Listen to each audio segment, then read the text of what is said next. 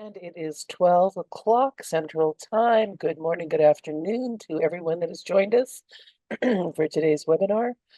So pleased that you made the time to join us today. I know that we're going to deliver you some great value for your time investment in today's session.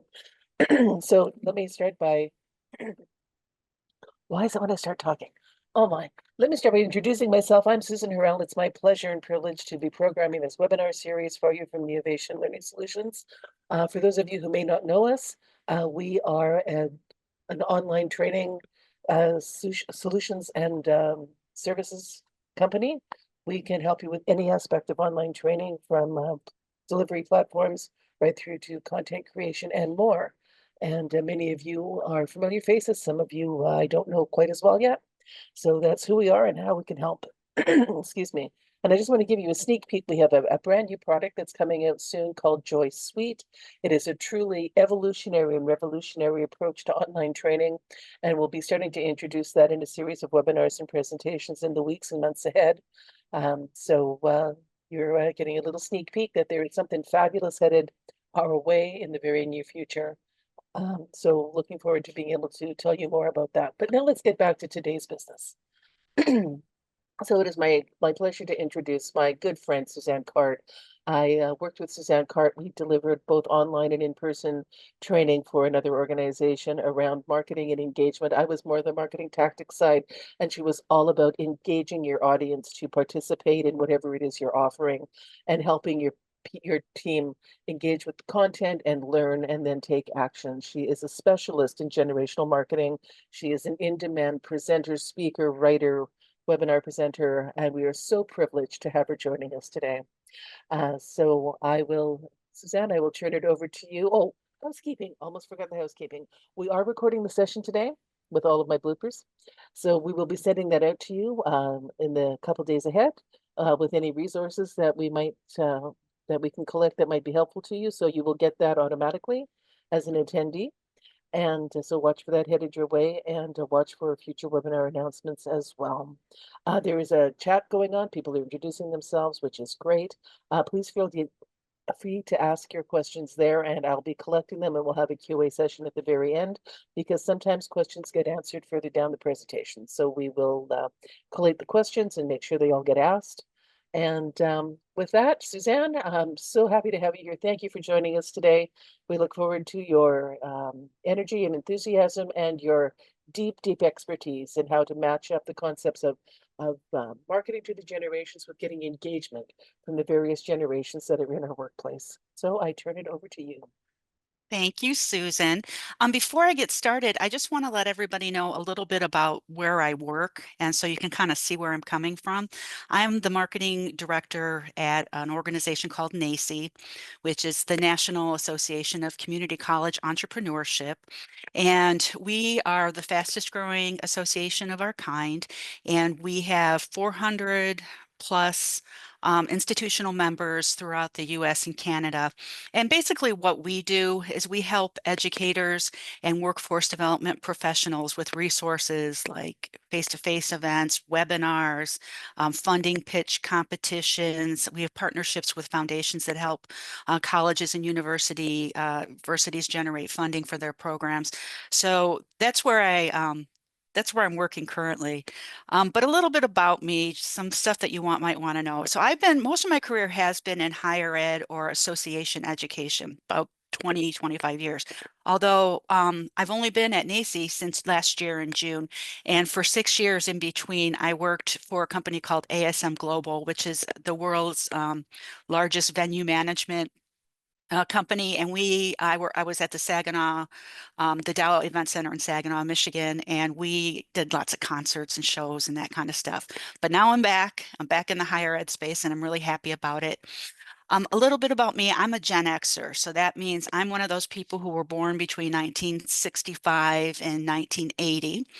And I live in northern Michigan, which is, I didn't originally start out here. I was born outside of Detroit, but I've been up here for about 30 years. And I'd like to talk about how I got started in generational differences. So years and years and years ago, when I was like in my early 30s, late 20s, I was really interested in the topic of generations in the workplace because I was a Gen Xer and we were kind of coming into the workforce that was just filled with baby boomers.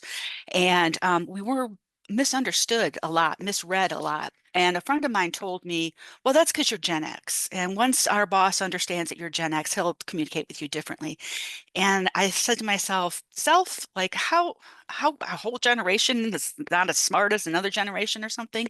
So I got some resources. I ended up going back to grad school, did studying through my graduate path, and I found out there's something to it. There's differences in how generations take in communication based on the year you were born, what's going on currently, your current age, all this kind of stuff. And it really helps when you understand that to be able to better train your key constituents, to better talk to people, to better advertise and market to them.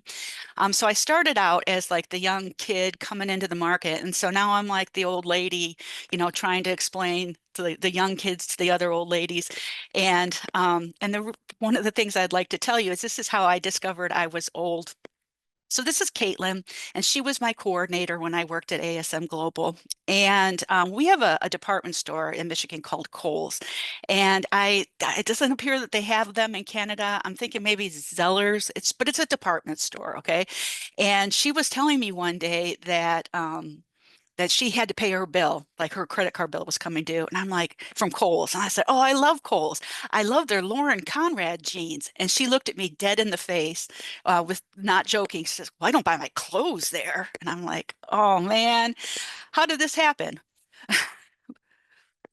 But even when I started talking mostly Gen X and not Gen Z, where we're going to be talking about today, I like this quote. The children now love luxury.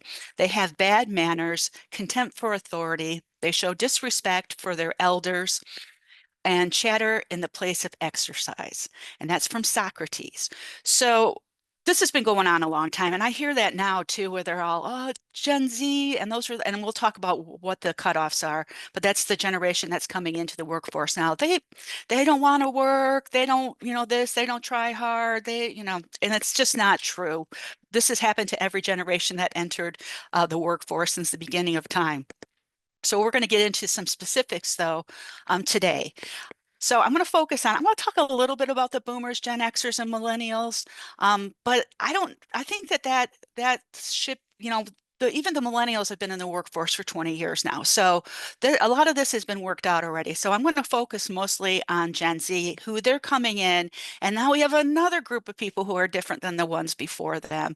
And it's a very interesting topic for especially for a Gen Xer, because I usually draw parallels between boomers and millennials, because for the most part, the boomers raised the millennials, and now Gen Xers and Gen Z, because the Gen Xers raised the Gen Z. So there's more parallels between the two groups that way.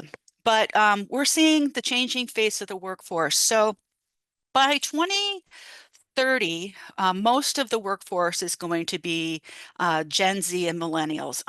The Gen Xers are still going to be in there, but the boomers are going to be, drastically reduced. And then we're going to start seeing Gen Alpha come into the workforce, and that'll be interesting to see what kind of information comes along with them. I do have the dates on here too for the generation. So we're saying that Gen Alpha is 2013 to present. Gen Z, 1997 to 2012. These are the years that they were born. Millennials, 1981 to 1996. Gen X, 1965 to 1980. And baby boomers, 1946 to 1964. The only firm numbers here are the baby boomers, because that's based on birth rates. And in 1958, it was the first year in like an 8-year decline of births until we get to 1965. And then we see that the birth rates dip below a certain level. And we said, okay, that's a generational cutoff. However, if you study this like I do, typically people born in the 60s and 70s, even though the early 60 people are technically baby boomers, they exhibit more Gen X characteristics than boomers. And the reason is it has to do with that formative uh, cohort experience that we have. So if you graduated from high school, let's say in 1980, you're going to have a much um, closer view of the world to somebody who is a Gen Xer who graduated in, let's say, 1989 than you would from a typical boomer who might have graduated in 1963. It was just a big cultural revolution, both in the US and Canada. So the learnings, this is very interesting too, the learning styles of different generations. So the baby boomers, they came up, overcrowded schools. The GIs came home from World War II and just, populated the US, and their schools there were so many kids and big classrooms. So the adults had to keep them in line. So they were very structured in how they learned as kids, going through elementary, middle school, and high school. And so that's how they liked, for the most part, they're learning. They like to be told, this is what we're going to do. Here's the agenda, have everything explained, and then try something out. The Gen Xers, though, prefer self-directed, efficient learning. So the reason for that is a couple things. Is one, Gen X came up as latchkey kids. A lot of us had parents who worked. We let ourselves into the house when we got home. We were accustomed to just taking care of ourselves from a young age. Also, we're the first group that grew up with video games. And if you think about it, when you play a video game, you don't read the directions and then start playing. You just try to do it. You just get in there and figure it out. So Gen Xers are big on that. And lastly, there's MTV and what's the one in Canada?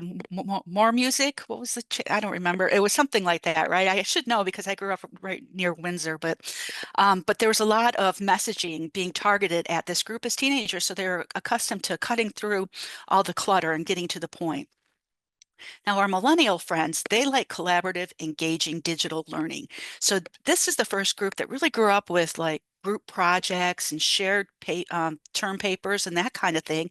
And it's kind of like a strange animal to people who are in Gen X and baby boomers, because a lot of the way that their learning happened would have been considered cheating when we were in school. So, sharing information, everything was like, make sure and keep your eyes on your own paper for the older generations, but they're very much in collaborative, engaging digital learning. And they're an interesting group if you work with them. I had a team at another job of millennials that worked for me, and they were very good at working together. There was nobody trying to, no hierarchy. Everybody, got in line and we all got our work done. And then Gen Z, our newest generation to come into adulthood, they excel with short, visual, tech integrated learning experiences. And we're going to talk a little bit about why that is. So first off, they were brought up in a digitally saturated environment. So, I don't know if you know any Gen Zs or are the parent of a Gen Z, but I can tell you that my daughter, who's now 23 and a computer engineer, had her own computer when she was about 2. It wasn't on the internet, and she just had little CD-ROM games that were learning games, but she's from a very young age was in that digital environment and understood it. So there's that. And then they also, their attention spans, they are very interested in micro learning, and we'll dive a little bit deeper into that later in the presentation. So LinkedIn did a report, and they found that 76% of Gen Z see learning as a key to advancing their careers, and many seek employers who offer robust training and development opportunities. So the ability to develop new skills, especially in fast evolving areas like technology, data, and sustainability, is a major draw for Gen Z, who view continuous skill building as essential to career mobility. So the thing is that for many of us, as we were, aging or getting older, growing up, sure, the technology started to ramp up. We went from, like I'm in marketing. So when I first started in marketing, it was pretty much print-based and traditional advertising, TV, radio. And then we get to the internet, Web 1.0. And okay, so that lasted for a while. And we had web pages, but then we learned how that works, and we were able to learn how to build those pages more effectively. But then all of a sudden, Web 2.0 came along, and social media and the user as content provider happened. So then we had to learn a whole new thing. And then after that, we started seeing now a more focus on digital, right? So then digital happened. And then we started seeing the way we consume media changing. So now we're mostly about streaming and it's not just about traditional broadcast. Well, you have to remember that these Gen Z people came in right when they were being born right around Web 2.0. So they didn't have the slower change. It's been fast change since they were born. So, so that's how they think, that's how their brains work. We need to keep that in mind because it's not when, and I have found this when I was younger, I didn't really realize this, but as I think mature into your career, you don't realize that the younger people, there's something to it. They might know something. I might be 25 years older than somebody I work with, but there's things that they know or they get instinctively that I might take me a little bit longer to get. So I'm going to go over some tips for engaging Gen Z. So digital learning platforms. So they're accustomed to online learning environments and they prefer learning management systems, which allow for easy access to course materials. So you got to remember that these kids, it was like when I was young, when I was in school, if you wanted to find out something, you had to go to the library and go through the Dewey Decimal System and look it up, or talk to the librarian, or go in the stacks. If Gen Z, when they were coming up, if there was something they were interested in, they wanted to look at, they could just go on their phone or on their laptop and Google it and learn what they needed to learn. So this self-directed learning, what that happens then is that they're accustomed to figuring stuff out and not just being told what to learn. And if something interests them, um, they're more likely to go out and figure it out, find out what that's all about. Now, interactive and engaging tools. So technologies that promote interaction and engagement, such as virtual reality and augmented reality, gamified learning platforms, and interactive simulations are particularly appealing to Gen Z. These tools can make learning more immersive and enjoyable. And although on its surface it makes sense, but it really makes sense for this group. Like, for instance, when my daughters were teenagers, they had video games. I had video games. I had Pac-Man, but I really like one time my daughter and I were playing that Just Dance video game, and um she like at the end I'm like, did I win? And I didn't even know if I won. She's like, no, you lost. And I'm like, oh. She goes, and you were on the easiest level and I was on the hardest level. And I was like, oh man, I'm such a good dancer too. How come that happened? But see, her brain is used to being in that 3D digital world where my brain not as much. Mobile accessibility. So we hear a lot of complaints about the kids these days and their phones, but they do have a heavy use of smartphones. So they're going to appreciate educational tools and platforms that are fully accessible on mobile devices. So that might mean that when they're on their commute home from work on the light rail, they can go to their mobile and get some of that continuing education or training that is required for certain companies. They can get it right there on their phone and do it on their way home and have it that way. So they really are the mobile generation. So everything their whole life is on that phone. And it's very interesting too, because if you watch them, they are like, I'm always more comfortable typing on not a typewriter, on a keyboard, but they're like, their little thumbs are just no problem. They're like that. The smartphones are like an extension of them.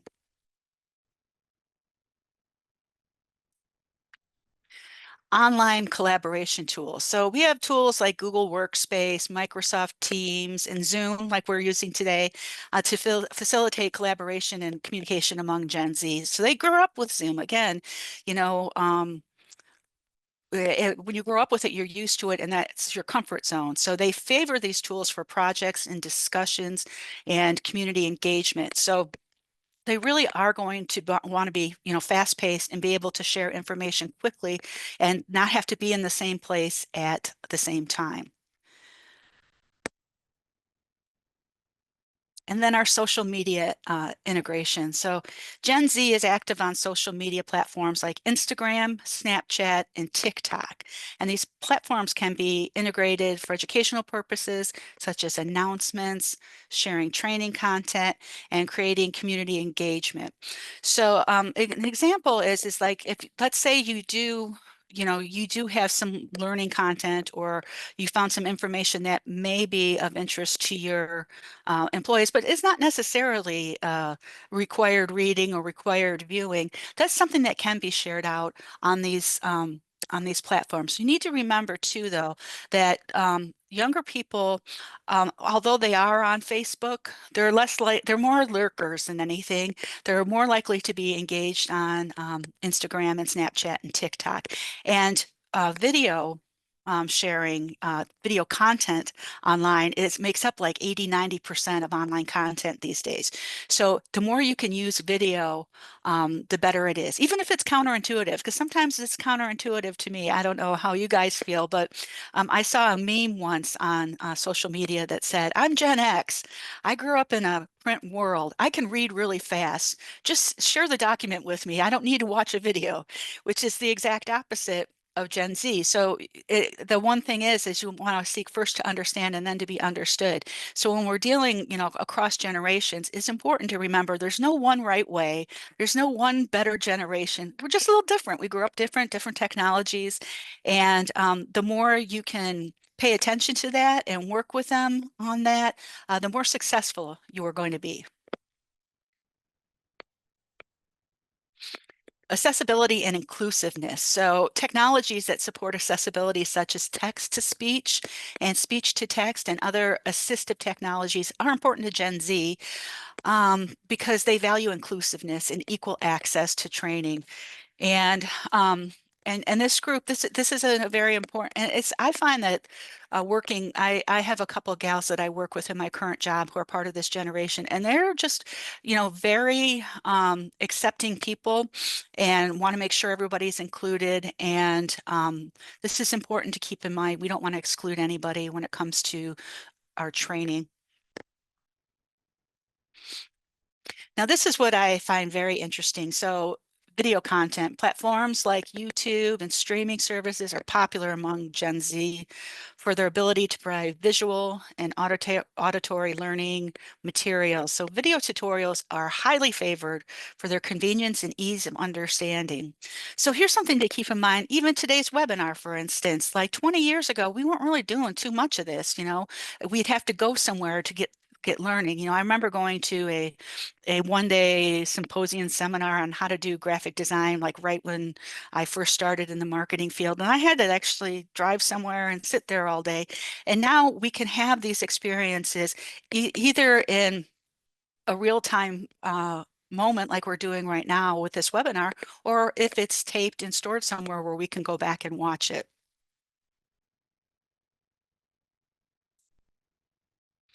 Data-driven feedback. So Gen Z appreciates personalized learning experiences. So tools that provide data-driven insights, such as adaptive learning platforms that tailor content to individual student needs, are highly valued.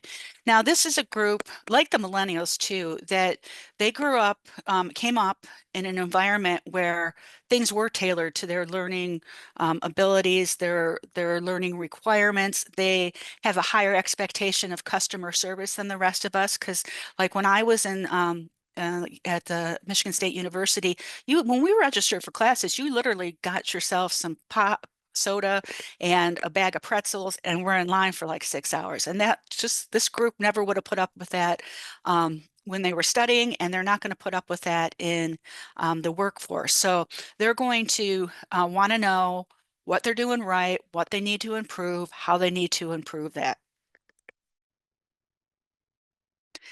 And I kind of giggled when I made this slide, ebooks and digital resources. Gen Z doesn't want your printed manuals and books, it kind of cracks me up a little bit because my father was a Detroit public school teacher and librarian. So the thing with any car ride, it was always, you got a book, you got a book. I got books all over my house.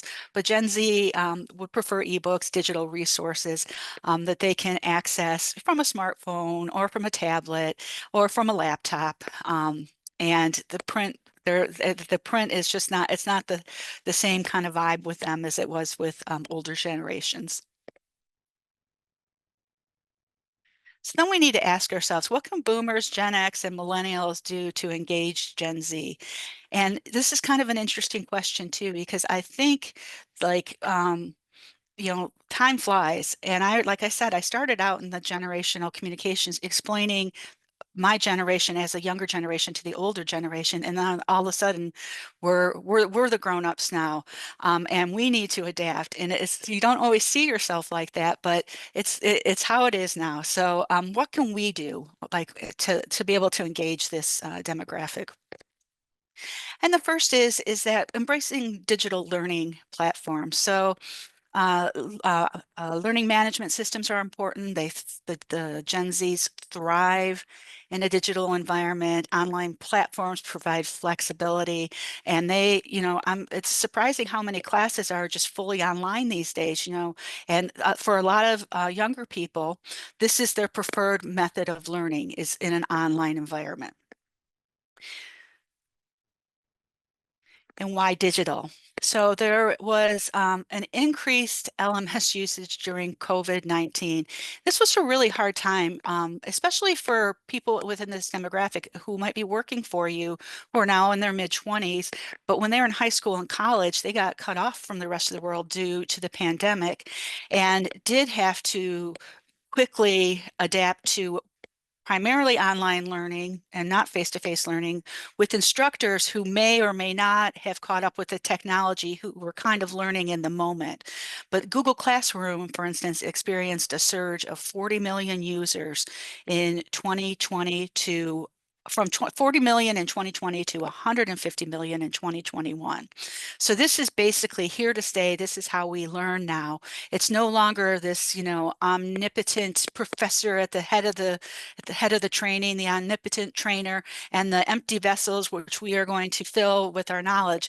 It's now a back and forth, and it's in a digital environment. And then implement micro learning. So this is a fascinating thing that I first learned about actually from the folks at Neovation like years ago now when they first started talking about doing learning this way. And I find for myself, I think, yeah, this is the way to go. Short, focused learning modules. They align with Gen Z's preference for quick, accessible information. And they also allow for the information to stick better with you. So bite-sized pieces of information that you can access. It's easier to remember things in small portions and then another thing in small portions than try to figure out, take in all this information and then retain it all. In smaller portions, it's easier to retain your information. So Gen Z has an average attention span of 8 seconds.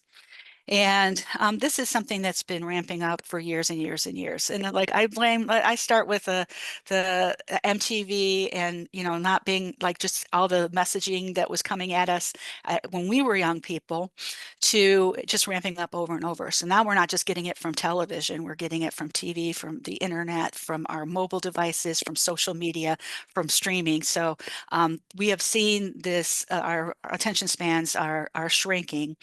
And a survey revealed that 94% of online learners uh, favor lessons under 10 minutes. And I can attest to that too. And that's not just for Gen Z. It's much easier if you have modules that you're required to do for your job and you can get it done in 10 minutes, that's great. And then maybe a week later, you do another one for 10 minutes. And over the course of the learning cycle, you get everything that you're supposed to learn and you take all the training that you're supposed to take, but it's much more digestible. Foster a culture of mentorship. So Gen Z is on the hunt for mentors. And they like to bounce ideas off of you, ask questions, get feedback from a real human being, and build trust and build the trust over time. And I am experiencing this in my current position with the young women that I work with. And I think especially if you are a woman of a certain age, when you were coming into your career, there was a time where professional women who are senior really didn't mentor younger women. I'd like to use the example of my husband and I went to journalism school together. We're the same age. And when we graduated and got jobs, on his jobs, the guys would kind of take him aside, like, "Come here, kid. Let me help you out. Let me teach you stuff." But the women weren't doing that. And I did have a mentor years ago who was a baby boomer, and she said, "Boomer women don't mentor." And that was my, it might not be everybody's experience, but that was my experience. But so even if you're somebody like me who didn't necessarily have strong mentors, and you and your best friend were mentoring each other when you were 25, Gen Z is they're very open. They're very open to new information. They're very open to listening and learning, and really can help them. And it's gratifying on both ends. It helps the younger person, but it also helps the mentor build trust, gain support for what they're working on, and that kind of thing. And then encourage collaboration across generations. So creating mixed generation teams fosters open communication, mutual respect, and shared goals. By highlighting each individual's strengths, organizations can cultivate an environment where everyone feels valued and empowered to contribute. And I think this is so important. And where I really learned about this most was at my last job. So when I was working in higher ed for the first, whatever, 20 years of my career, I was always one of the younger ones. Even when I was 40, I was one of the younger ones. And then I went to go work in the entertainment field, and I was like, I was the older one. And I did work with people when I would say something, they'd say, "Yeah, my mom likes that too." And it took a minute to get used to it because the roles were reversed. But I learned a lot. I learned a lot about that, and how to, stay true to yourself, and how to help other people, and how to really when you build that bond, when you build those trust relationships across generations, you're really able to achieve more than you can just on your own. So, for instance, right now I have an intern who I'm working with, and he is really great with the technology stuff. So he's really great at building ad mats and that kind of stuff. But he still needs work on strategy. So even though he can work the tools a little bit better than me, I can show him this is how we use those tools to, get what we want to happen. So that cross collaboration is important, and to be able to work that way and not have an us and them kind of environment is going to what that's ultimately going to make your training successful. So now I can take questions if you have any questions for me. And I also have on there a QR code.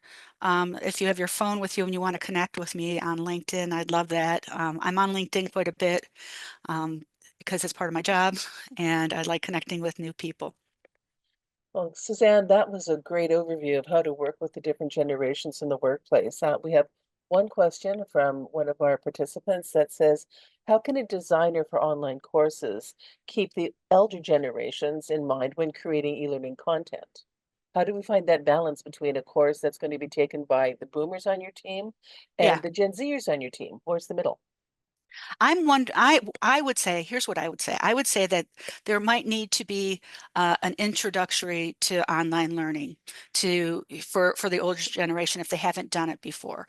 So this is like an old school example, but when I was in graduate school, I hadn't taken statistics, undergrad statistics as an undergrad, and there was a group of us who had in my graduate cohort that hadn't, and we all had to take the undergraduate, and the professor would have us stay after every week because we were all kind of out of the undergrad thing, and basically go over stuff with us more, because we didn't learn the same way as the traditional college students. So my recommendation would be to kind of have a online learning 101, and this is how it works. Another example is when in 2008, when Facebook really started to explode, my mom got on Facebook, and at first she wasn't quite getting it. And she said, "So you just go out there and write stuff like messages?" And I'm like, "That's exactly it." So sometimes as a older worker, you overthink things, and they're like a short module, and this is how it works. You read here, this is how you take the quizzes. This is, just a 101, and that could be open to the younger folks too. It could be an optional module that you take before you start doing any online learning. And I guess there's a caution in there too about as the creators of content, because I also build courses as well for my own purposes, not bringing the I'm going to use the word bias and say it with love, the biases of our generation to how we build the courses.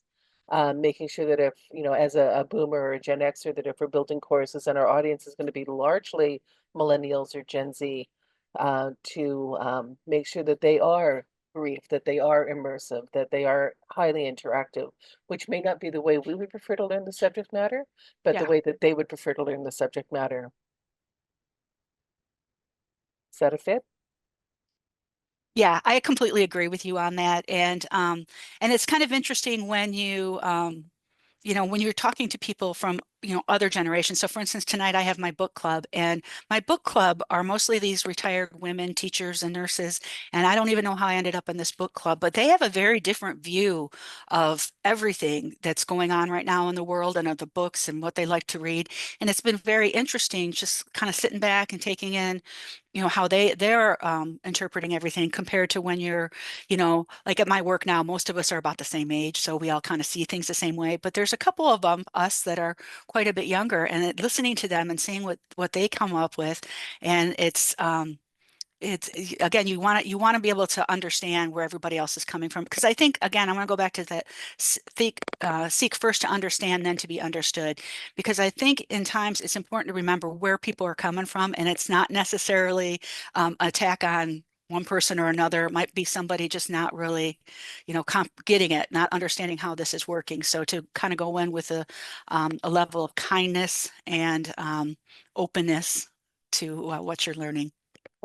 Oh, Ray, I see your question. I will get to that next, but I want to ask a follow-up question to what Suzanne was just saying. So to me, that takes me to the question of feedback, because as course creators, getting feedback on the material that we're creating is so important, right? We want to know if our learners are finding gaps in the material, if it is adequate to change their behavior for the work that they're doing going forward. What are the differences maybe in how the generations give us feedback and how we can manage that from our generational perspective? So there's it's interesting because like the baby boomers, especially the leading edge baby boomers, are very much my way or the highway. So if they don't like what you're doing, I don't like that, don't do it that way, do it this way. But I find that the Gen Xers who give feedback, and myself included in that one, and like I said, the younger boomers, they tend to be more let's talk this out. Let me show you why we're not doing it this way. This is, I had a discussion with my coordinator, Caitlin, who I showed you her picture once, where she was working on something, and our bot, the GM, wanted it done differently. And she's like, but I'm right. And I was like, I know you're right, but we're not going to war over this little thing. It's not, he's not wrong. We just have to, like, we're going to pick our fights on this one. So I think that, and then when you're looking at, different generations, then it's more like, are you top down or are you more of a matrix, and providing feedback? Excellent. Thank you so much. So Ray is asking, what LMSs do you recommend for visual acceptance by users and still collecting data that we need for ROI metrics? It's And anything by Neovation, I would say. Anything by Neovation. um, thank you for the plug, Suzanne. Um, this was an unscripted question and answer. Um, Our Neovation Smarter U platform is an excellent and very robust learning management system. But I think Ray, sorry, that what we're coming up with in Joy, the Joy suite, including Joy LMS, could be a real game changer for you. So if you would like, I can arrange for one of my team to reach out to talk to you about that separately. Um, it's really going to be a question of taking a look at various LMSs. We've got some articles on our Learning Hub about how to pick the right LMS for your needs. I, of course, am biased towards our own product, but that's a sort of a separate conversation, I think, because we would need to understand a little bit more about your users and your use case and exactly what you need to deliver. So I appreciate the question, and um, and we'll definitely connect with you. Elizabeth has a question in the chat. About learning styles, depending on the theory, which also may be a myth. How do you feel that the learning styles may be implemented to satisfy generational needs? So are you um, asking about things like how people learn, like auditory learners versus kinesthetic learners? Is that when you say learning styles? Should we implement training to satisfy the majority of the work, or should we follow the most recent trends? Is the second part of that question. And then there's another question after that. So Suzanne, Okay. I will So I turn think that one over. that online learning is evolving. It's been evolving for a long time. And I want to use another marketing example just because that's the world I live in. But when my first marketing job was at a local United Way. We used to have a brochure, I give to United Way every year, you come up with a new brochure. And that was the cornerstone of the marketing campaign. Well, then we got the internet. So what do? We put the brochure on the internet because we didn't know how to use it. And then we eventually learned that, oh, you have to have click-throughs and all this different stuff about the internet. And I think the same thing is true with online learning because when I was I was adjunct teaching in, I want to say the early 2000s, we were doing some online learning, but again, it was like taking the traditional classroom and just putting it online.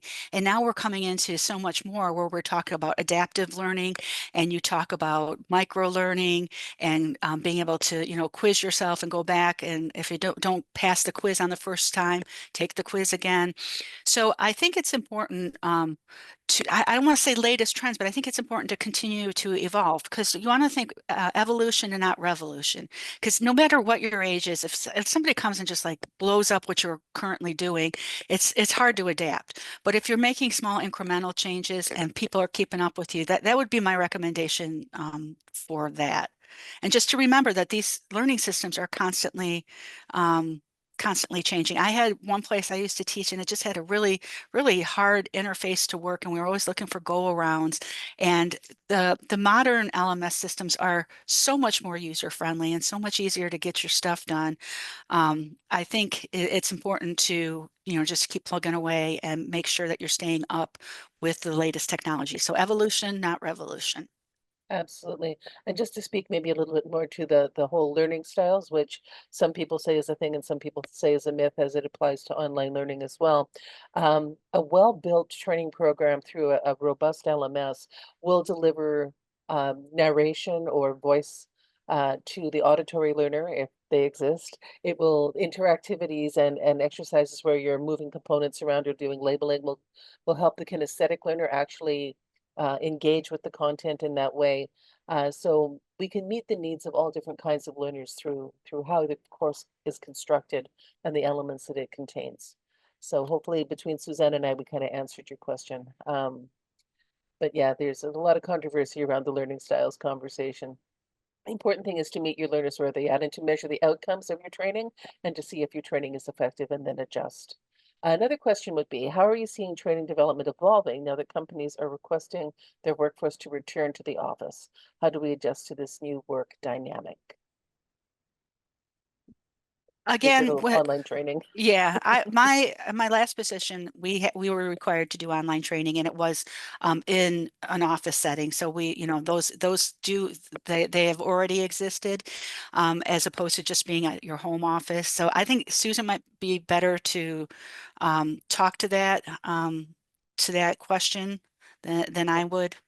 For sure. So, one of the reasons that online learning evolved was because the cost of doing in-person training was becoming really high, and online training became a very cost-effective solution to sending a trainer around the country, booking a conference room, printing out handouts and brochures and training manuals, getting people in a room, having them miss a day of work to take some training, hotels, all of that kind of stuff. So online training really became a healthy and affordable substitute for in-person training.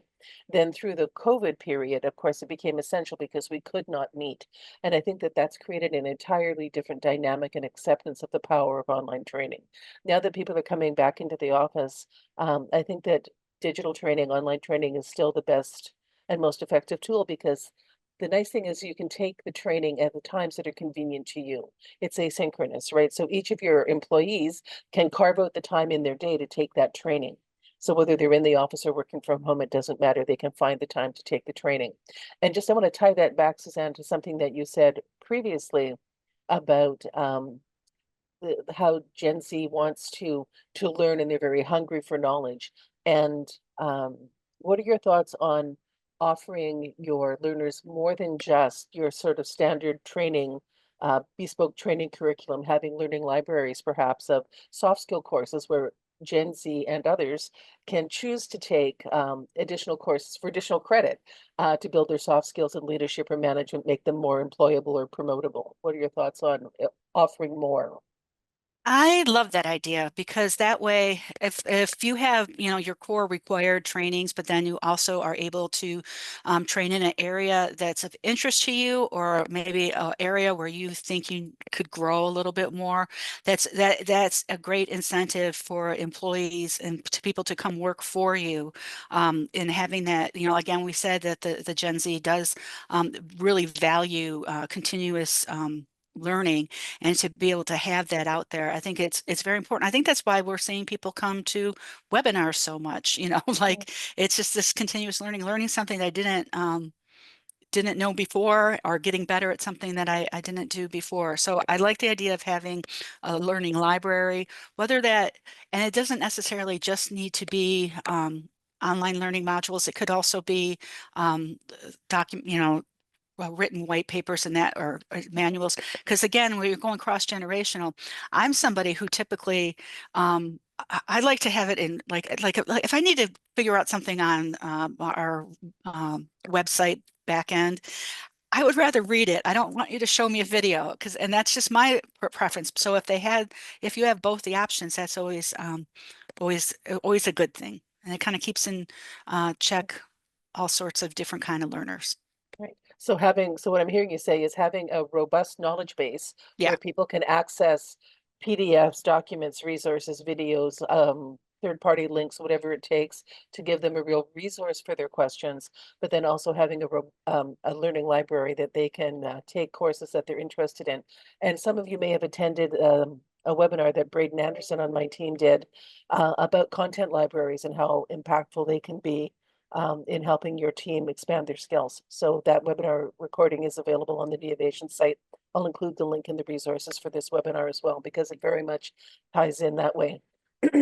One final question, at least from me, unless anybody else has something they want to pop into the chat, is AI and the generations. Now, I'm a boomer, I'm proud to say, kind of, and I'm an anomaly because I'm a real early adopter of AI technology. What are you seeing trending in the generations as far as AI adoption? Okay, so I'm also a big fan of AI, but I think one of the fears that comes out of AI is that, like, because I'm working in the education world, I see some of the professors afraid that people are just going to do a prompt and write their term paper, right, all in AI. But I think AI is it's like it's almost for me like Google, like on steroids, because if I'm doing research on something, I can ask for this and give me the sources, and they'll give me the high level in AI, and I can go back down. And then, whereas back in the, you know, old days, we just had to just go out and search for all the information that we want. I can tell you at the organization I work with now, most of us, and like I said, we're either in our 20s or our 50s, are adapting to AI and using it a lot because it makes things so much faster. And I think the risk with the younger people with AI is to uh, not not let it do everything for you, because you know I can spot an AI written email or anything now. And that's not really where I see the purposes. I see it, we're going to be doing a webinar at my company, and it was how to use AI prompts for grant writing. And I'm like, oh, I hadn't even thought about that. And that's brilliant, right? So I think AI is not something to be feared. I think it's something to be embraced. And I think it's like anything else. You know, I'll hear those old stories from, you know, you learn when you're studying history, and when the telephone was first invented, people were scared of the telephone because they thought people were going to talk dirty to each other on the telephone. And like, look what happened with that. So I think the same thing's happening with AI. I think it's going to be a great tool, and it's going to allow us to be faster and more efficient in what we do at our in our work and our training. Yeah, absolutely. So I'm seeing the generational resistance being more in our generation, Suzanne. Hmm. The older you are, the less you kind of trust in it because it's kind of scary. But I think it's a really robust tool that we can all use. I know that in the new platform that we're building, Joy Suite, we're using a lot of AI enhancements and integration to help manage training. So it's definitely moving into the forefront of the learning management community as well. Um, and the other thing I love is using AI tools to detect AI writing. So that's always good fun. There's always a balance between the two. I'm not seeing any other questions coming in, so I just wanted to thank you, Suzanne, for your wisdom and your insight. I invite everybody to please to connect with Suzanne on LinkedIn. She is a fountain of information, and we really appreciate your time today. Thank you, everyone, for attending. There's going to be a survey that pops up once you close the webinar browser to give us some feedback so we can always improve what we're offering. And if you have any suggestions on other topics coming up that you would like to see come up, then we're more than happy to consider those. Our next webinar is going to be on, it's a sort of a next step from this one called, it's about thinking like a marketer, but training like an L&D professional. We're very excited to offer that when we have something coming up on prompting for content creation to build online courses and a whole bunch more good topics coming out this year. So again, thank you, Suzanne, so much. Thank you, everyone, for attending. Please do the survey when it pops up. Reach out to me at any time. hello@neovation.com. Happy to answer your questions or to connect you with our team. We appreciate your time. Thanks for participating in today's session. Thanks for all the questions. We hope you have a great day. We'll see you next month.